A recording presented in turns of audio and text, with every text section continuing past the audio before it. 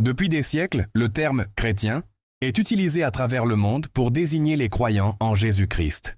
Mais beaucoup ignorent que ce mot n'apparaît que 3 fois dans toute la Bible et que son origine remonte à un moment précis de l'histoire de l'Église. Primitive. Alors, qui est vraiment chrétien selon la Bible? Et quand ce nom fut-il donné pour la première fois? Selon la Bible, un chrétien est un disciple de Jésus-Christ, Matthieu 28, 19, 20. Un croyant en la mort et la résurrection de Jésus, Romains 10, 9. Une personne née de nouveau par le Saint-Esprit, Jean 3, 3, 5. Un imitateur de Christ dans ses pensées, ses paroles et ses actions, 1 Jean 2, 6. Quelqu'un qui vit dans la foi, la repentance et la sanctification, Hébreux 12, 14. Le chrétien n'est donc pas simplement celui qui va à l'église ou qui porte une Bible, mais celui qui vit pour Christ et selon ses enseignements. Le mot chrétien vient du grec Christianos, qui signifie partisan du Christ, l'appartenant à Christ. Il apparaît pour la première fois dans Actes 11, 26.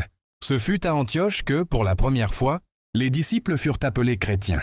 Après la persécution de l'Église à Jérusalem, Actes 8, 1, plusieurs disciples se dispersèrent et prêchèrent l'Évangile. À Antioche, de nombreux païens crurent en Jésus-Christ.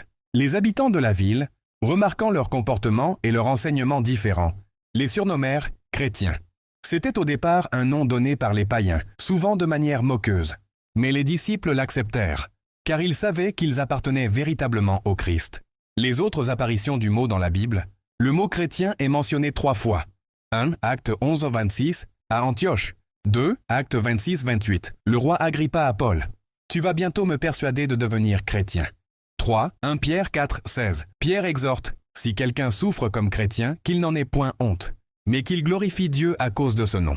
Les caractéristiques d'un vrai chrétien. Un vrai chrétien a foi en Jésus-Christ, Jean 3, 16. Est né de nouveau, Jean 3, 3, 5. Pratique l'amour du prochain, Jean 13, 34, 35. Vit dans la repentance et le pardon, Luc 24, 47. Marque sa vie par la sanctification et la sainteté, 1. Pierre 1, 15, 16. Partage l'évangile autour de lui, Marc 16, 15. Supporte les épreuves et persécutions à cause de Christ, Matthieu 5, 11 et 12. Aujourd'hui, nombreux sont ceux qui portent le nom de chrétien, sans pour autant vivre selon les standards de Christ. Ce nom est devenu commun dans le langage, mais il doit rester un témoignage de vie transformée. Posons-nous la question. Est-ce que ma vie reflète celle d'un disciple de Jésus? Les autres peuvent-ils dire de moi, « Voilà un vrai chrétien ». Il ne suffit pas d'être appelé chrétien, il faut vivre en chrétien. Jacques 1, 21. Être chrétien selon la Bible, ce n'est pas une religion mais une relation personnelle avec Jésus-Christ, basée sur la foi, la repentance, la sanctification et l'amour. Amen.